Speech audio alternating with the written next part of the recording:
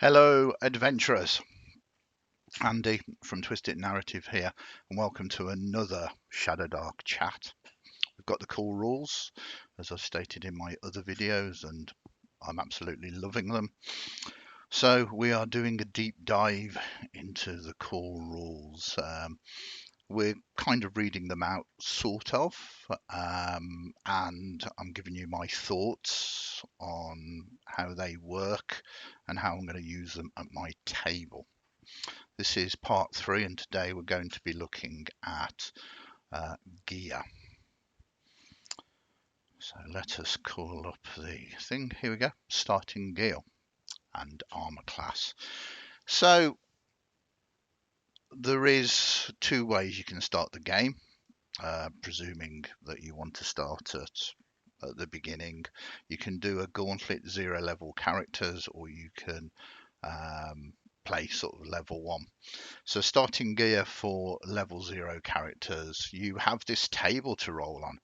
You roll a d4 and you start with 1d4 of the following items. And there's a random table as well to indicate which ones you do. You just kind of roll it, see what you get, and I'll come on to what is very interesting about that in a minute.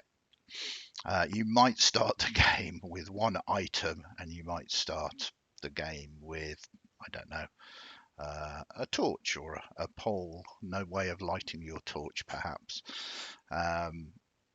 It makes the game somewhat of a challenge. As we sort of scroll down here, you see that first level characters start with 2d6 plus 5 gold pieces to buy their gear. It talks a little bit about armor class. Your armor class AC is 10 plus your dexterity modifier, whether that is positive or negative. Wearing armor changes your armor class. You can wear the types of armor listed for your class. 0 level PCs, player characters, can wield all armor until first level. So if you find something, you put it on, but when you choose your class, you become restricted by it. Beautiful piece of artwork. I love this black and white line artwork. It's just very evocative. And we rapidly move on to gear, and there's nice descriptions of the gear here. I'm not going to bore you with it. I'm sure arrows you are aware of, backpacks you are aware of. But what I want to do is say that what is very nice here is it does describe what the items to do. For instance, oil. Let's go down here. Fuels a lantern for 1 hour of real time. 1 flask covers a closer area and burns for 4 rounds, dealing 1d4 damage each round. So they've put rules into this gear for all of those very much asked questions. If you are a game master or a dungeon master and you've been doing it for a while, you always get players sort of asking, well, how does this work then? How can I use this? The 2 big pieces of gear, torches and lanterns. Light lasts for 1 hour of real time, so you need to bear that very much in mind. In fact, all gear can be useful at any point during the game, and I think this is what gives Shadowdark one of its sort of very unique sort of feels, really. We move on to sort of the basic gear, and it's got your gold piece costs there, and the quantities. What is also important is if you look in that right hand column, it says quantity per gear slot. You have a certain number of gear slots, and you can only carry a certain number of items. If we scroll down here to gear slots, tells you can carry a number of items equal to your strength stat, or 10, whichever is higher. There are certain talents that might increase this, but it does mean that you are fairly limited to what you can and cannot carry, which gives you a degree of choosing carefully over what you wish to burden yourself with. And don't forget it's not only what you carry down into the depths of the Shadowdark, but also what you might want to carry out as well. Um, Unless noted, all gear besides typical clothing fills one gear slot. Gear that is hard to transport might fill more than one gear slot. So if you've got a big chest, your GM might say, well, it's going to take 2-3 gear slots for you to carry that out. It's a big bulk. Um, it's a very neat, simple mechanic that deals with encumbrance without you using an Excel spreadsheet. And once again, I love it. There's an option here for a crawling kit. If you don't want to sort of make up your mind about what you're going to spend, a crawling kit costs 7 gold pieces. It uses 7 gear slots and contains the following items: backpack, flint and steel, 2 torches, rations, iron spikes, grappling hook, and rope 60 feet. Most of the things that you probably need to have as a minimum, really. Then we come down to armor. Armor again costs you gear slots and something to be aware of. Leather costs you 1, chainmail 2, plate mail 3, a shield 1. Mithril though is a -1 gear slot, which is very interesting. I think it's interesting. It means that if you wear mithril, you can carry more stuff. Armor affects your armor class, obviously, and gives you some properties as well. Disadvantage on stealth and swimming and the like there. And then we move down to many people's favorite charts, weapons. And again, there's a cost, a type, and a damage, but also the properties, whether it's 1 slots or 2 slots, because again, weapons cost you gear slots. There are a number of properties that you need to become familiar with. There is these here, which is finesse. You can use your strength or dexterity when attacking with this weapon. It's also important because certain weapons, well, certain skills require you to be equipping a finesse weapon. Load, you must forgo moving to reload this weapon.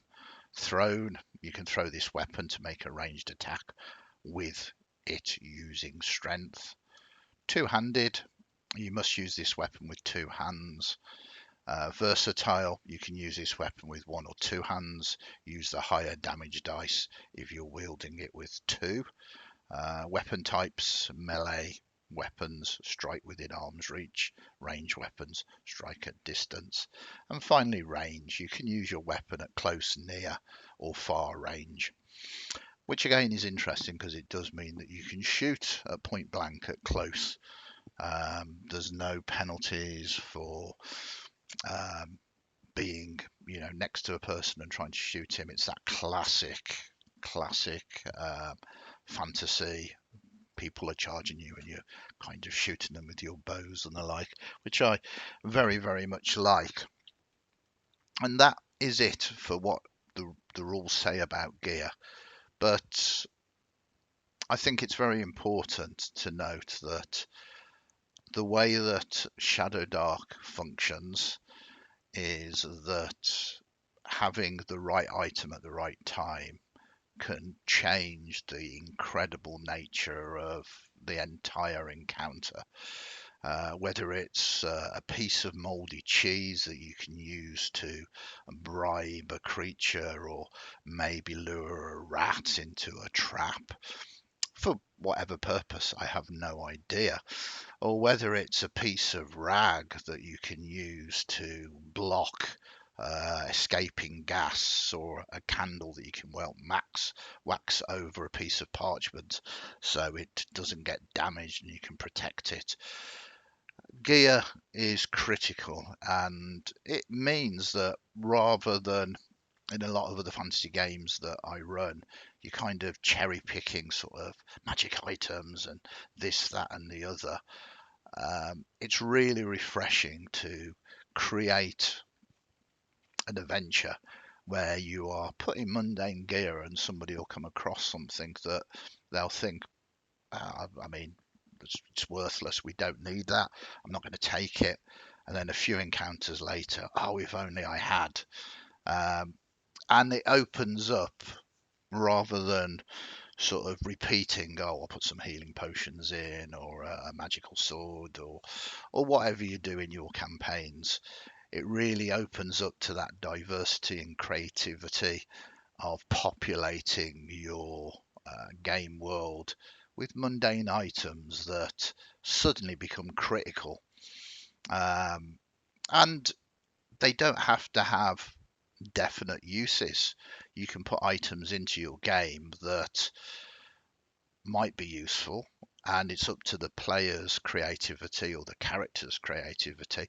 In Shadowdark, it doesn't matter, one and the same, really, to use the things that you have populated your dungeon with to resolve all of the problems that they come up against. And it becomes a joy to watch them kind of using these items in all sorts of, as I keep saying it, creative ways to solve the problems ahead of them. And I'm loving it. I really, really am loving it. So gear is really important, and you can choose the most random of items and trinkets to confuse, confound, and entertain your players. And what is better to have around your table than entertained players?